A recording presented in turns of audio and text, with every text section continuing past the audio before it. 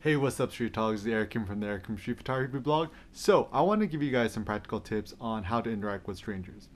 I think one of the most beautiful things in street photography is having the chance to step outside your comfort zone, to interact with strangers and people that you might not interact with on a daily basis.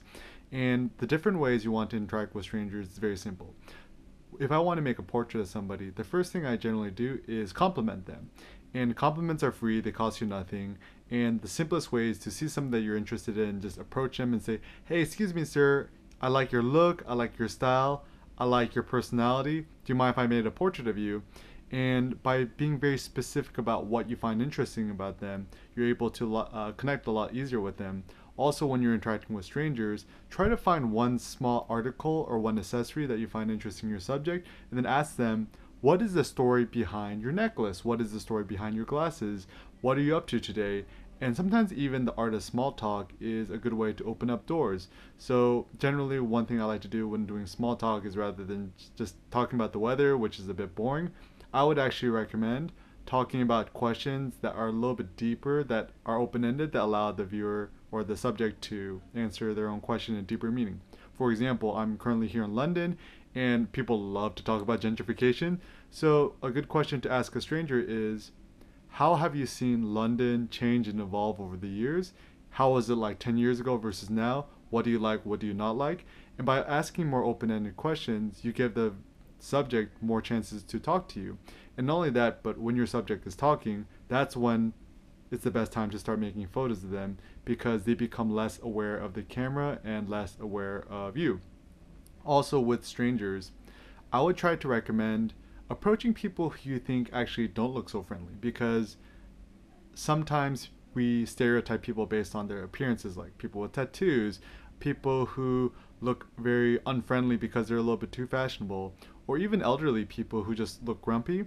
And I think in life, it's just a general nice life philosophy is that it's better to ask for permission and get rejected than to not ask at all.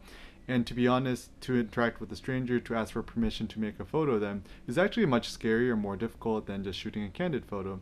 The reason is, when you ask for permission to make a photo of a stranger with permission, you get the opportunity to have a no. And if you want to live a more adventurous life, take more risks, interact with more strangers, and this could be a chance for you to connect with other strangers. One other thing I like to do in street photography, especially when I'm shooting street photos, is trying to find a common thread, or find things that you could bridge your own interests with their interests. So, for example, I'll ask them, what are your hobbies? What are your passions in life?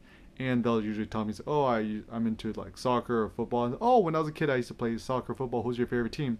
So you kind of find these small little things about your subject that you actually have in common, and you bridge the gap with them. No matter how different your subject might look from you, you could always find one thing that you guys have in common. Also, generally, what I like to do is ask people more personal questions like, what is your dream in life? Believe it or not, whenever I take an Uber, I always will ask the subject, what is your life story, or what is your dream in life? And you'd be amazed how many people will willingly tell you their life stories, their dreams, their aspirations.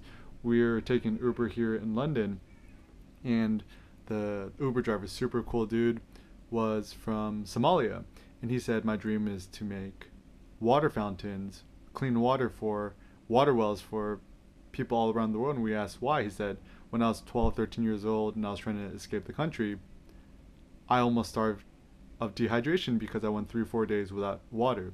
And so once again, by us interacting with strangers, asking them more personal questions, it opens up their hearts to us, and you just kind of build more empathy with strangers and people that you might not think that have much in common with you.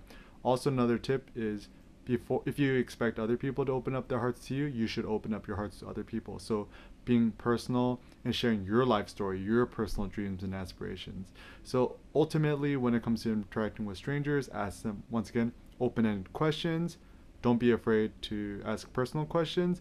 Also share a little bit of your soul with your subject. And whenever in doubt, smile, talk with them with a grateful heart, and take little risks and be a little more adventurous every day. Peace out.